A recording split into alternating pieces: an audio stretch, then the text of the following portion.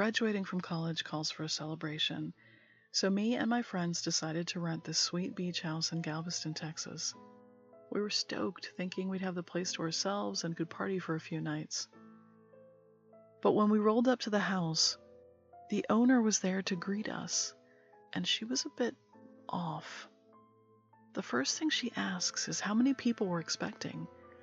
Now, technically, it was supposed to just be me and my two friends, since the rental had a no parties policy. But she rolled her eyes and laughed, and said she knew we were going to party and that it was fine with her. I told her some friends would be coming that night, but that I wasn't sure how many. And then she drops this bombshell. She lives just up the street and loves to party. Oh, thanks, but no thanks. But since we were technically busted, I felt kind of obligated to invite her too. I mean, what else was I supposed to do? Fast forward to later that night, and things started getting really weird. Our friends arrived, and so did the owner, all smiles, offering to make drinks, and she claimed she used to be a bartender. We led her to the bar that we'd set up on the back deck, thinking nothing of it. But as the night progressed, my friend Alyssa pulled me aside and looked worried. She'd seen the owner secretly adding a white powder to the pitcher of margaritas she'd been mixing. Alarm bells rang in my head, and I confronted the owner, dumping the whole pitcher onto the grass right in front of her. The owner's creepy plastic smile crumbled, and she went into a rage, throwing bottles at us and screaming at us to leave. Confused and shaken, we grabbed our stuff and we ran out of there. We found a nearby hotel to crash at instead. The next morning, we called the rental service to complain, and here's where it gets really freaky. It turns out they contacted the owner on file and spoke to her. The owner wasn't the same woman we met. The real owner? She lives in Spain and hadn't been anywhere near the beach house in months. To this day, we have no clue who that woman was or what she was trying to pull. But one thing's for sure, we learned a lesson. Always watch your drinks and never let a stranger mix them for you.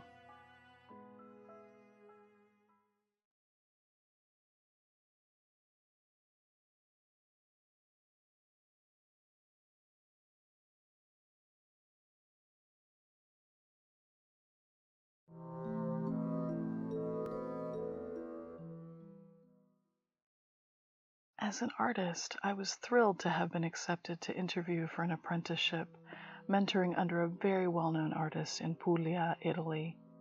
But first, I had to make it out of LaGuardia.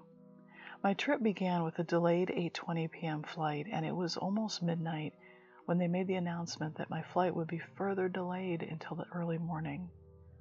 Exhausted, I found a quiet spot in the boarding area and settled down to close my eyes. I woke sometime after 4 a.m. to find a good-looking guy sitting across from me. He had a warm smile and a thick Italian accent, and we struck up an easy conversation. I found myself captivated by his stories of life in Italy. He said he'd been visiting his cousin in New York City, and with a wide smile shared he was returning to Italy to propose to his fiancée. I congratulated him and explained that I was traveling on vacation, not daring to tell him the truth about my interview. I could barely believe how lucky I was. I didn't want to jinx myself by telling anyone before I was accepted. For about an hour, we chatted like old friends. I remember him saying that by meeting him, I would have good luck in Italy. At the time, I figured he meant with regards to the recommendations he'd given me about Italian life, but the real impact of his words wouldn't be clear until much later. As the airport began to fill with the morning rush, something strange happened. Another guy approached our little section of seats and took my new friend's seat. I blinked in confusion, staring at the place where he'd been sitting, where now only the new guy was. Thankfully, he was staring at his phone, oblivious to the shock on my face. I looked all around, but the Italian man had just vanished into thin air. completely shaken, I tried rationally to figure out what had happened. From the corner where we were sitting, there was zero chance I would have missed him walking away.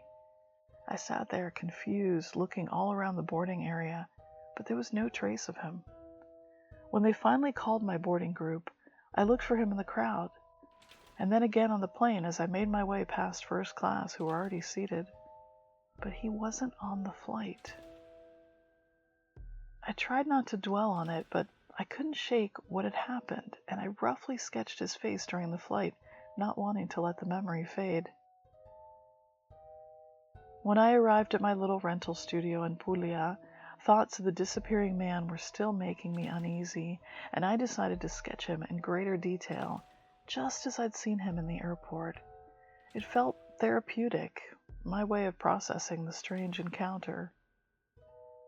On the day of my interview, at the very last minute, I included the stranger's sketch in my portfolio and set off to meet with the woman who I hoped would mentor me. As she scanned through my work, her reaction was not what I expected. She stared in shock at the drawing of the stranger, her eyes wide with recognition. It was a sketch of her former lover, the man she was still in love with after his tragic death in New York City. She pulled out her phone and showed me their picture. Two beautiful, happy people, clearly in love. My blood ran cold. It was the same man I'd talked to in the airport, exactly as he'd appeared to me that night. With tears in her eyes, she hugged me, and I was accepted on the spot as she took my encounter with him as a sign. It's been 3 months since I started working with her, and every morning she lights a candle in the studio to let him know she's still waiting for him.